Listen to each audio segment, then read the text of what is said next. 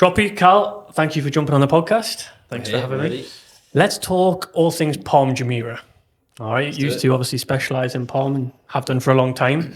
Absolutely. What have we seen in the last year in terms of price changes? A lot. Where do we want to? Who wants to start that one? Question? You got a story, right? Yeah. So I remember back in January, February time, we had a lovely upgraded D type. No, I don't think it was upgraded. Actually, it was standard. It was a road view, and it was I remember negotiating the deal in Marina Residence for 2.8 million dirhams for a D type now. What is a D type? D type, two bedroom apartment. Golden Mile? Marina Residence. Okay. And completely standard unit, high floor. And I remember negotiating that for 2.8 million dirham. And now you're going to find, correct me if I'm wrong, Cal, but nothing below 3.3, 3.4. Yeah, even the rented units now. I mean, there's one in Marine Residence is one. I think you know what it is. It's the 401 in Marine Res 1. And he's asking 4 million. And it's rented. So a significant change. That was only, 8 months ago, 9 months ago? Yeah. But what is that drive? Why? Why is the Palm Jumeirah spiking like that? What's the demand? I think it's a luxury location for a start. You know, I was on a viewing this afternoon just before I came here, and I was speaking to the client, and he was like, the way I look at Palm Jumeirah is like it's the Mayfair of London, you know? And I don't know if anybody's watching this knows much about Mayfair. You know a lot about Mayfair than I do. But from what I've seen on Instagram and being there for little amounts myself, it's cars that are like that I've never seen before. You know, housing prices are a lot more per square foot than they are even at Palm Jumeirah, you know. So that's one way. You know, it's driving a bigger market of more expensive people, I think, which is why prices are going up more. So it's attracting the high net worth individuals from all over the world. And I believe value for money is so there on the Palm. And comparing to the price per square foot in other locations around the world regarding luxury, whether that's Monaco, whether that's Manhattan in New York, whether that's Mayfair in London, you know, the Palm is, if you want to talk about luxury pricing, for example, the Royal Atlantis varies from £1,700 to £2,000 per square foot. And that is ultra luxury. Where if you go to Manhattan in New York, you're looking between $10,000 to $15,000 per square foot, you know. So, and again, Mayfair in London is between £5,000 to £10,000.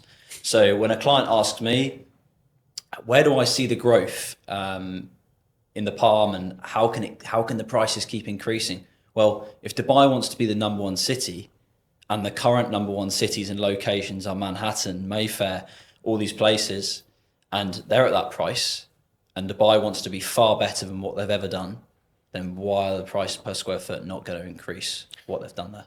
So is the Palm and Dubai, is it still undervalued compared to everywhere else in the world? It depends who you ask.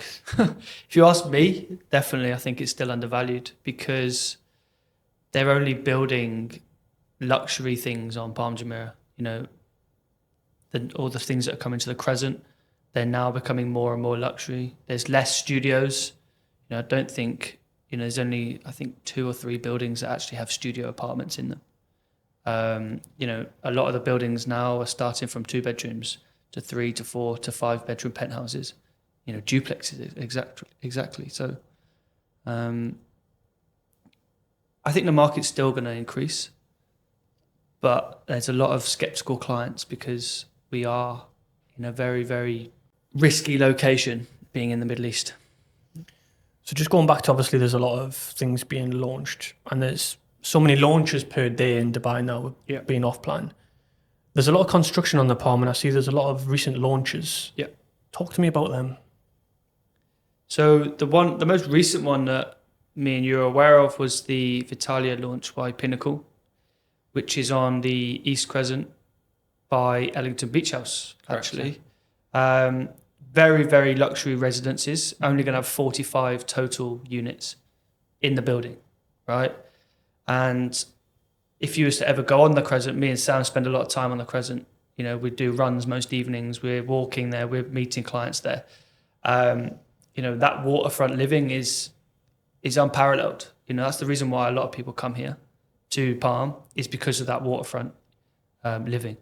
So you mentioned that Vitality, you mentioned London Beach House. Is there anything else that's been launched? Well, you've obviously got, well on the way now is Six Senses and Serenia Living. Unbelievable. Again, unbelievable projects coming up there. I think Six Senses is going to be pretty incredible.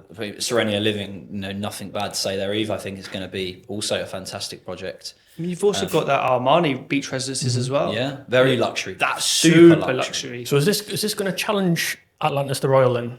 Never. Oh, Never. why?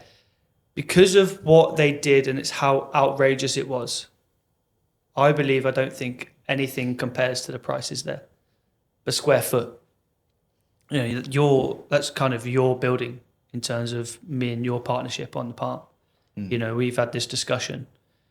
You've told me quite strictly not to touch that building because it's absolutely your passion. I love it. I love it. I love that building to bits. I love the project. I love everything about it. And when you sell it to a client, right, they can feel your passion in something like that. Exactly. And it's such a special project and great people there and everything about it, the amenities, the restaurants, the 17 bars and restaurants there were just fantastic. And I think it's the best. I know people will disagree 100% with what I'm saying here, but to me, it's the best project on the Palm. Right, let me ask you this then. If you're so passionate about the Royal Atlantis, yes, would you rather live in there Yes. or would you rather have a villa on the front? For me personally, I'd absolutely. I would forget the villa. I feel like more headache. I would go with the villa for an investment. Personally, I'd look at the villa as an investment point of view because of the potential of what you can do to a standard garden home or signature villa. And regarding a Royal Atlantis apartment, I would just live. You're living in paradise. Yourself? I'd have to disagree. The potential of having an amazing lifelong house. We have different views on things, and which is great. Which is why we work so well together. But I would 100% have a villa. Just be able to have your own space. Yes, you don't get the amenities like you do in a Royal Atlantis. You don't get the restaurants, but you also, with being on the fronds, you don't get visitors. Visitors only come when you invite them, so you don't get the constant repetition of, because it's a hotel, one side's a hotel and one side's residential. So I feel like there's a lot of people coming on holiday and they target the Royal Atlantis, and with the front villas, you got your own paradise at the end of the day. They're in a great position at the moment where, you could do whatever you want to them. You can make it exactly what you want. With Royal Atlantis, they're already the pinnacle of what they are. I have to disagree. Of course you are. You Absolutely. will. The residence is so private. It's unbelievable. It's so hidden away from the hotel, but so accessible if you live there and own there also. So if you're a hotel guest, you are not going anywhere near the residential pool, the residential lobby, the residential amenities. It's so secure. It's next to none. All right. So before there's a fight on the podcast, let's keep it moving. Never a fight. So if someone's looking on the Palm, I don't know, they might get outpriced or what they're looking for doesn't exist. Talking apartments and villas, what are the comparisons in Dubai? Where else might they be looking off the Palm? My closest comparison to the fronds would be Jumeirah Islands. Okay. I think that's regarding the villas, regarding how luxury the area is. They are very, very different, of course, but yeah, just the comparable off the top of my head would be Jumeirah Islands. I think Jumeirah Golf Estates as well. Just because of how green it is there. I've not been there a lot myself, but the villas, and it's very similar in terms of what renovation opportunities there are as well. I think the whole area of Jumeirah, the Jumeirah area, is so well done. In terms of high-end luxury and also down to the bottom of the barrel.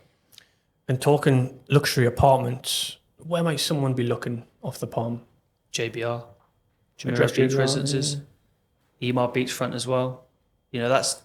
I would say Emaar Beachfront because of the waterfront living again. But you wouldn't necessarily want to buy there because it doesn't have the access that the Palm Jumeirah does have. Okay. So we've obviously got Palm Jumeirah and we've got the Jebel Ali palm coming in the next 4 or 5 years. It's going to be, what, double the size? How do you see that? Is it going to affect the Palm Jumeirah? What's going to happen? I think it's going to be like anywhere in the world, right? I think it's just going to, the more they build, the more developments will come up. The market's going to keep increasing because people are going to keep moving here, right? It's becoming a hub of the world, or if not, it is one of the main hubs in the world. So I don't believe it's going to drastically change prices on Palm Jumeirah. And I think it's just going to be another project that's going to be filled with great people and great buildings and everything that Palm Jumeirah has to offer. I think they'll just redo it and tweak what maybe they didn't do perfectly on the current one. Yourself? It's already affecting the Palm Jumeirah market. In what way? People are more reluctant, to invest in Palm Jumeirah because of what they're planning on doing with Palm Jebel Ali. You know, I don't know if you look at the map of the Jebel Ali area, it looks like a carbon copy of what Dubai, Marina, downtown and all that. Everything is exactly the same. I don't believe that the demand is going to be met for the whole of all the front villas. On launch, there's still 3 villas on front day that haven't been sold yet. But that was recent. That was literally like a couple of hours ago.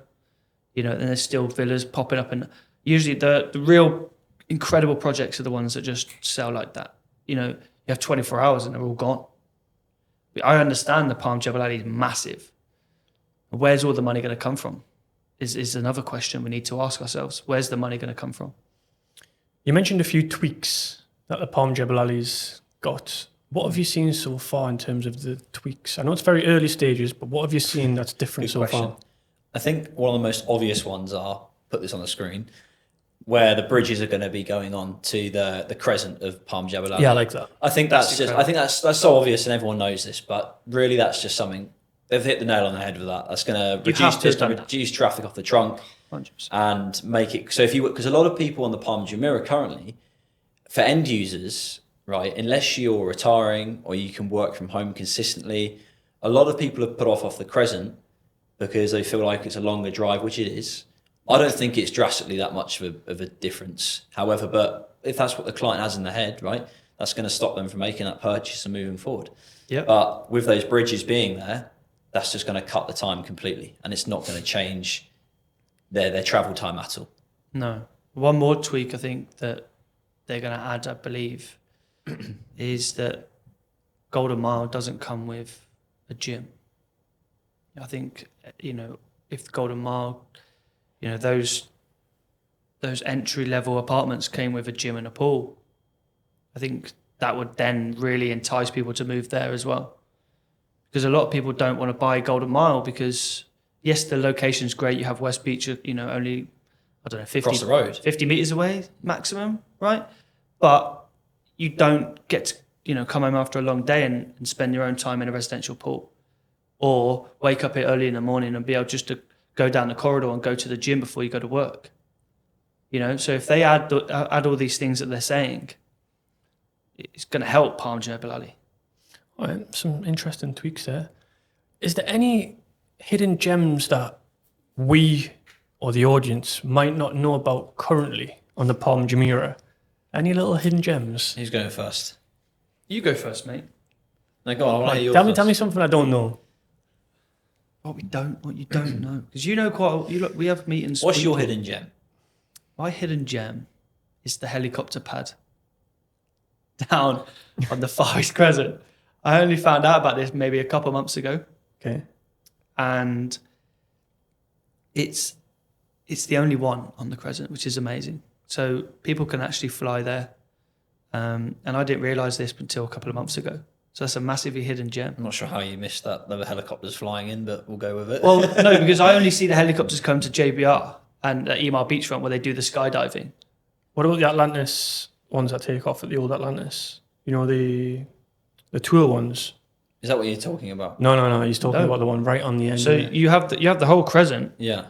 and then right at the bottom, The little one down there. by past Dream Palm residences, it's right down the bottom, mate. And AJ had no idea. No, I didn't. You can see it on maps. That's for the big boys. That's for exclusive clients. Yeah. And the big girls. Of course. So what's your hidden gem?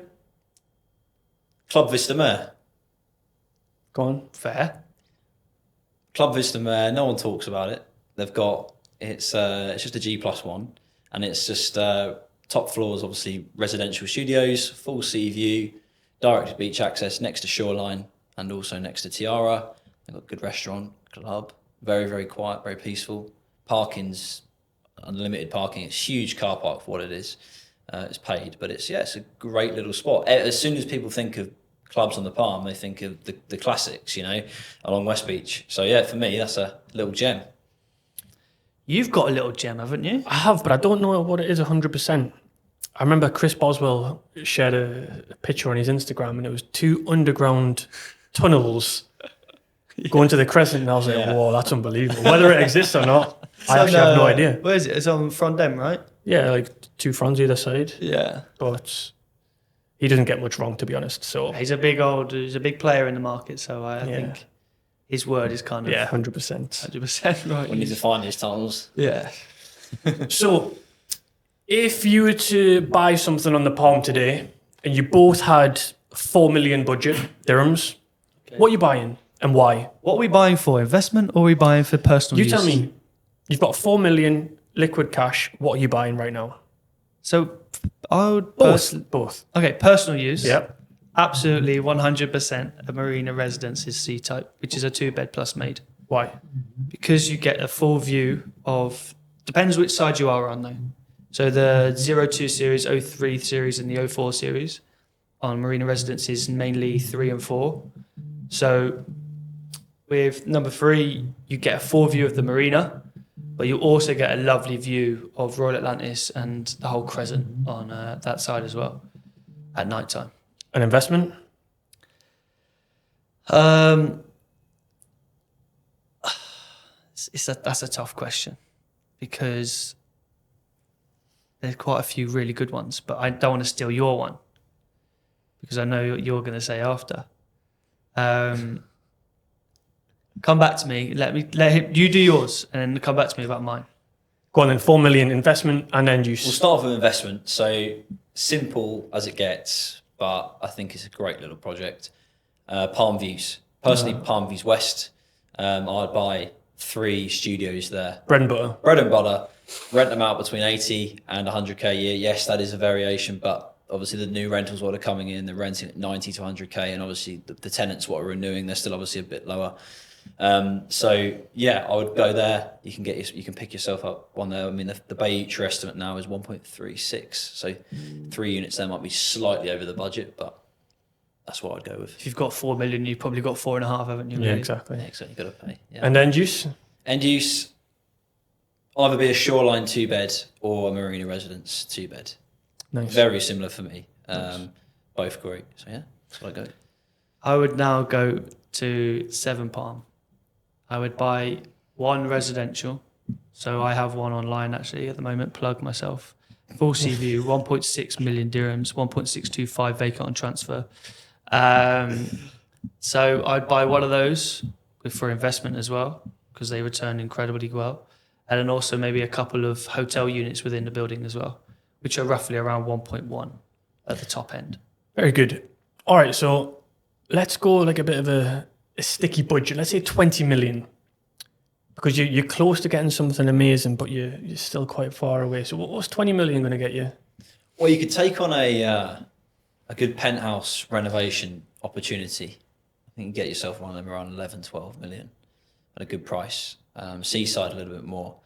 But you could go with that personally. I think that's good because obviously 20 million, even the Canal Cove villas now, they're really, really increasing in price.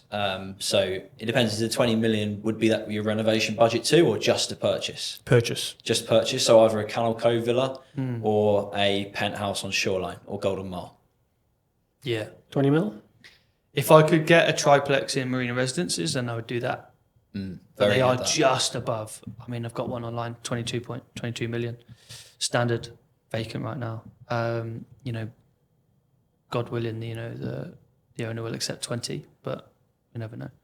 But I would definitely look at the Palmer Residences villas. Why? Because they are everything you want from a front villa. You have the private beach access, the private beach, private swimming area as well. Very good location as well, on and off the Palm. You don't have to go as far to get to the front villas. And they're a lower price as well. And they're quite homely as well. The only issue with them is the Como Residences, which is being built on the right side of the trunk, which is going to be a very, very large building. So yeah, that's where I would go. You know, you're roughly looking at around like 18 million for a nice Palmer Residences villa. Okay, that's good. Just rewind it a bit. We're talking about the Palm being so in demand. Everybody wants to be there. Now, I'm looking from an outside point of view. I don't know the Palm off by heart, and I never will.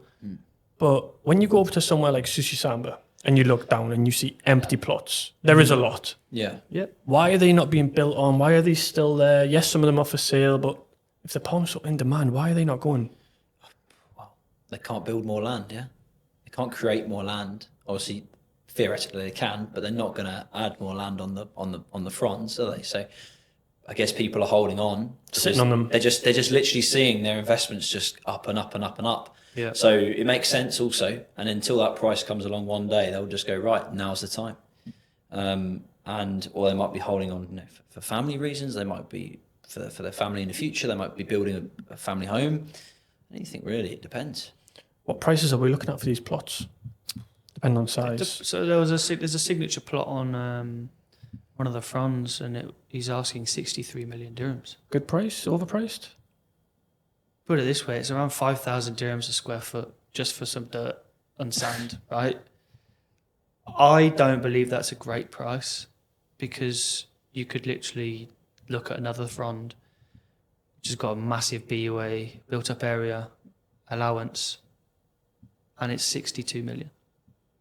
So it's what you want, right? You could either build something from the ground up and pay a little bit over, or you could start from someone else's project and build a massive villa on an extended plot and an extended BUA.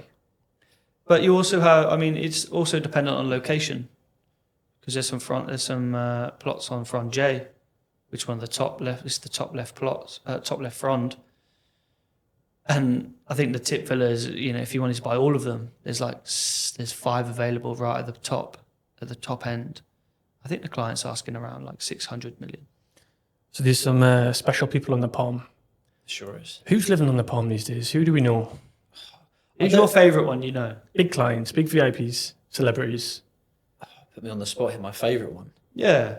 Every time we go to that front, you go, oh, he lives here. Love it. I bet it's Iman Gadzi. Frondo, yeah. Is that who you're going to say? Yeah. I knew it, man. Yeah. He's wicked though, isn't he? Yeah, He's not a celebrity though, is he? No, but he's a media star, isn't he? Yeah. So I think so many people also live there, but we just don't know about also, and it's their second homes, third homes, fourth home. I don't think and none of them live there permanent, you know. I mean, David Beckham? I don't know if he moved out of there now though. He's got a villa there. He's also got a villa in Jumeirah, a big one next to Messi, Lionel Messi. Yeah. Madonna lives there from time to time in the front villas. Who else? Anwar brothers. The Anwar brothers, yeah. Brothers, yeah. I was literally we were literally next door to their house the other day, doing a viewing. Unfortunately, we didn't see them.